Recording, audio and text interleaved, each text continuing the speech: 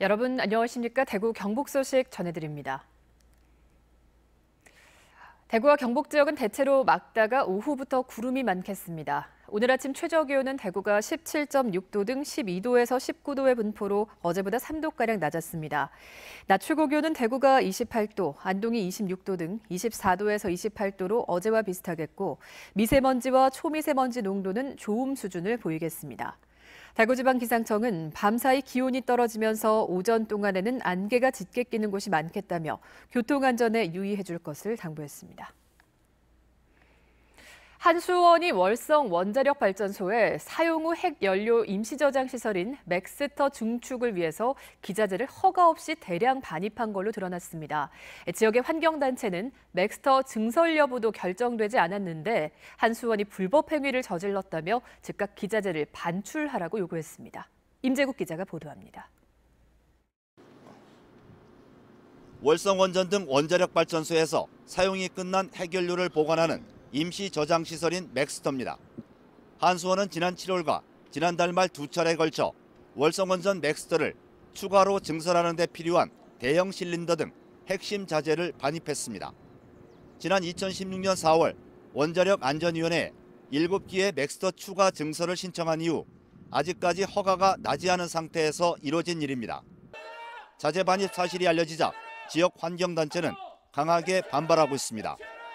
맥스터 추가 증설 여부는 사용 후 핵연료 재검토위원회와 지역 실행기구가 검토해 결론 지을 사안인데 재검토 기간에 맥스터 건설을 중단하겠다는 당초 약속을 어긴 것이라고 주장했습니다.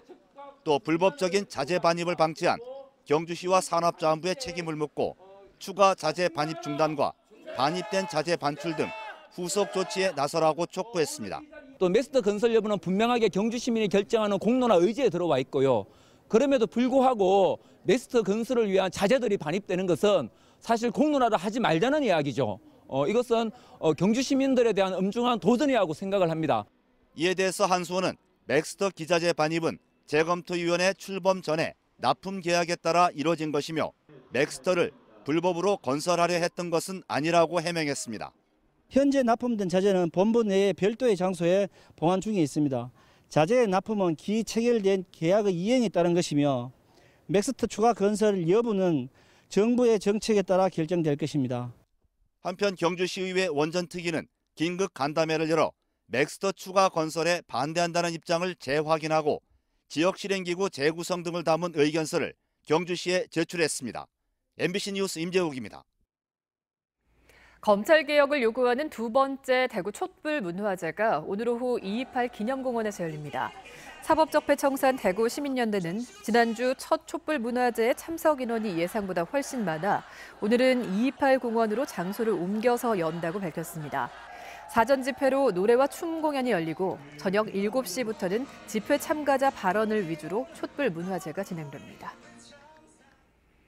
스마트폰이나 인터넷으로 불편사항을 신고하는 시민이 많아졌습니다. 대구시에 따르면 안전신문고라는 인터넷 포털과 스마트폰 앱으로 올 들어 지금까지 5만 4천여 건의 신고가 들어와 지난해 2만 2천여 건보다 2배 이상 급증했습니다. 불법 주정차 같은 교통에 관한 신고가 전체의 68%로 가장 많습니다. 안전신문고에는 다중 이용 장소의 위험시설이나 파손된 등산로, 인도, 불법 취사나 소각 등 생활 속의 위험 요소를 신고하면 됩니다. 최근 3년여 동안 산업재해를 보고하지 않아 과태료 처분을 받은 경우가 3천 건이 넘는 걸로 나왔습니다. 한정혜 더불어민주당 의원이 고용노동부 자료를 분석한 결과 지난 2016년부터 산재 미보고로 적발돼 과태료 처분을 받은 경우는 3,841건이며 이 가운데 산재 대신 건강보험급여로 처리한 경우가 1,400여 건으로 가장 많았습니다. MBC 930 뉴스를 마칩니다. 시청해주신 여러분 고맙습니다.